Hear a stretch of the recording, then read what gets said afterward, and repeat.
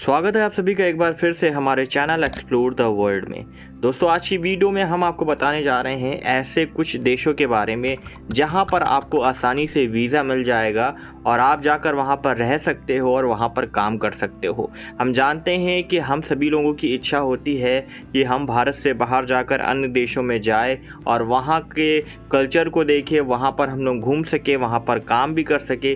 तो सारी डिटेल आज की वीडियो में देने वाले हैं। बहुत ही बेहतरीन देशों के बारे में आपको जानकारी देंगे और वीडियो बहुत ही छोटी होने वाली है, तो वीडियो को लास्ट तक देखिए।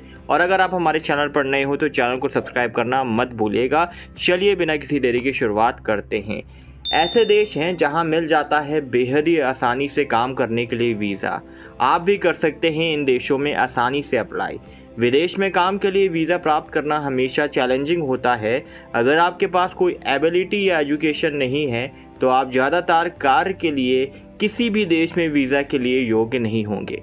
आमतौर पर आपको पहले नौकरी की ज़रूरत होती है, फिर एम्प्लॉयर आपको काम के लिए वीज़ा देता है। हालांकि कई देश डिजिटल नोमैड्स और फ्रीलांसर्स के लिए वीज़ा ऑप्शन प्रोवाइड करते हैं, जिससे सेल्फ एम्प्लॉय व्यक्तियों के लिए वर्क वीज़ा प्राप्त करना आसान हो जाता है। अब आपको हम बताने जा रहे हैं ऐसे कौन कौन से देश हैं जहां पर आपको आसानी से वीज़ा मिल जाएगा। तो सबसे पहला जो आपका देश है वो है एस्टोनिया। वर्क वीज़ा पाने के लिए एस्टोनिया सबसे आसान यूरोपीय देशों में से एक है और ये देश लोगों को 1 साल के लिए टूरिस्ट के रूप में रहने के लिए एक बेहतर वीज़ा प्रोग्राम प्रोवाइड करता है। डिजिटल वर्क वीज़ा प्राप्त करने के लिए आपको यहाँ से साबित करना होगा कि आप टेलीकम्युनिकेशन टेक्नोलॉजी के साथ काम कर रहे हैं और आपके पास काम से जुड़े कई कॉन्ट्रैक्ट भी अवेलेबल हैं। वीज़ा के दौरान आप दिखा सकते हैं कि आपके पास यहाँ से जुड़े कई कॉन्ट्रैक्ट हैं, फिर चाहे वो कंपनी के साथ हो या क्लाइंट के साथ हो, ये जानकारी आपको वहाँ पर देनी होगी। और आपका जो सेकंड प्लेस है वो है Norway and Svalbard. Norway digital workers के लिए वीज़ा प्रोवाइड करता है जो स्वालबार्ड में रहने और काम करने चाहते हैं उनके लिए। नॉर्वे से स्वालबार्ड एक स्वतंत्र एरिया है और यहाँ सेटल होना सबसे ज़्यादा ही आसान है, क्योंकि आपको यहाँ असल में वीज़ा की आवश्यकता नहीं पड़ेगी। हालांकि स्वालबार्ड जाने के लिए आपको नॉर्वे से गुजरना होगा और आपको नॉर्वे के लिए वीज़ा की आवश्यकता पड़ेगी, जिसे डिजिटल वर्क वीज़ा कहते हैं। एक बार जब आप वीज़ा प्राप्त कर लेते हैं और स्वालबार्ड में प्रवेश कर जाते हैं तो आप वहाँ कितने भी समय तक रह सकते हैं, जब तक भी आपके पास खुद का फाइनेंशियल रूप से सहारा देने के लिए इनफ फाइनेंस ना हो या इस बात का प्रूफ ना हो कि आप यहाँ काम कर रहे हैं, आप यहाँ रह सकते हैं। आपका जो नेक्स्ट प्लेस है वो है ऑस्ट्रेलिया। ऑस्ट्रेलिया कई वर्क वीज़ा प्रोग्राम प्रोवाइड करता है क्योंकि यहाँ कई सारे वीज़ा ऑप्शन अवेलेबल हैं। यहाँ लोगों के लिए वर्क वीज़ा प्राप्त करना काफ़ी आसान हो जाता है। हालांकि एबिलिटी और नॉर्म्स को पूरा करना इतना आसान नहीं है। आमतौर पर आपकी एज 30 से 55 वर्ष के बीच होनी चाहिए, हायर एजुकेशन होना चाहिए, अपने फील्ड में प्रोफेशनलाइज होना चाहिए और उस फील्ड से जुड़ा काम का एक्सपीरियंस भी आपके पास होना चाहिए। यदि आपको ऑस्ट्रेलिया में जॉब मिल गई है तो आप स्पॉन्सर वीज़ा के लिए भी अप्लाई कर सकते हैं और आपका एम्प्लॉयर वीज़ा के लिए आपकी सहायता कर देगा। आपका जो नेक्स्ट प्लेस है वो है न्यूजीलैंड। न्यूजीलैंड में कई वर्क वीज़ा कैटेगरी हैं। इससे आपके लिए एक ऐसे वीज़े को सर्च करना आसान हो जाता है जो आपके स्किल के अकॉर्डिंग हो।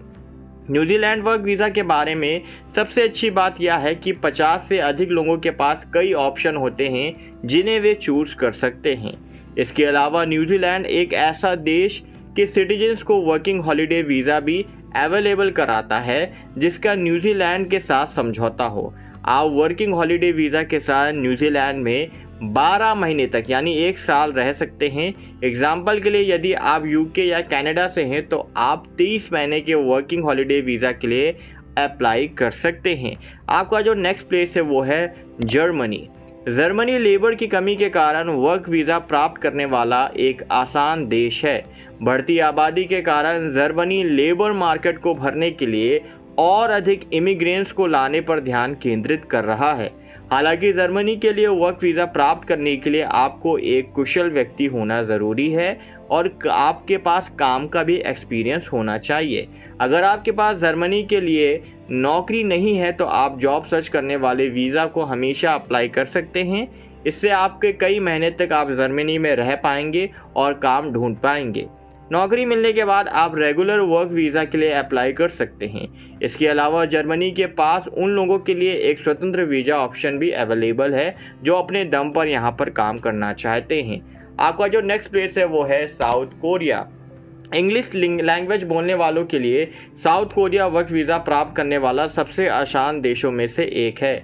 इसका E2 टीचिंग वीज़ा जो आपको दक्षिण कोरिया जाने और केवल ग्रेजुएशन की डिग्री के साथ इंग्लिश सिखाने की परमिशन देता है। E2 कोरियाई वीज़ा के लिए क्वालिफाई करने के लिए आपको निम्नलिखित में से किसी एक देश का मूल निवासी होना चाहिए। उसमें से है America, Canada, Australia, New Zealand, England, Ireland, दक्षिण अफ्रीका। आपका जो नेक्स्ट प्लेस है वो है कनाडा। कनाडा हमेशा नए रेसिडेंट्स की तलाश में रहता है जिन्हें वो बिना किसी परेशानी से कई वर्क वीज़ा ऑप्शन प्रोवाइड करता है। सबसे लोकप्रिय इमिग्रेशन प्रोग्राम में से एक है एक्सप्रेस एंट्री प्रोग्राम। यह एक पॉइंट बेस्ड प्रोग्राम है जिसमें आपको वीज़ा के लिए क्वालिफाई होने के लिए इनफ पॉइंट्स प्राप्त करने होते हैं, जैसे कि आपका आइल्स हो गया और भी जो एग्ज़ाम्स होते हैं। आमतौर पर आपका असेसमेंट आपके skills, education, work experience, age, training and language skills के आधार पर किया जाता है।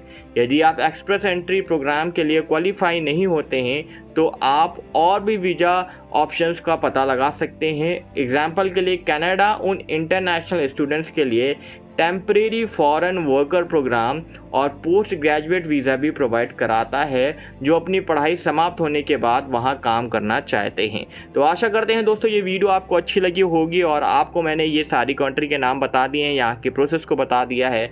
अगर आपको वीडियो अच्छी लगी है तो वीडियो को आप लाइक कर चैनल को सब्सक्राइब कर सकते हैं और एक प्यारा सा कॉमेंट भी कर सकते हैं। यदि आपके पास कोई डाउट है या आप कुछ पूछना चाहते हो तो आप हमें कॉमेंट में डायरेक्टली पूछ सकते हो या आप हमें इंस्टाग्राम में फॉलो कर वहाँ भी हमसे बातचीत कर सकती हो। तो हम ऐसे ही आपके लिए यूजफुल वीडियो लेकर आते रहते हैं और हम आपसे मिलेंगे नई वीडियो में। तब तक के लिए बाय बाय, जय हिंद।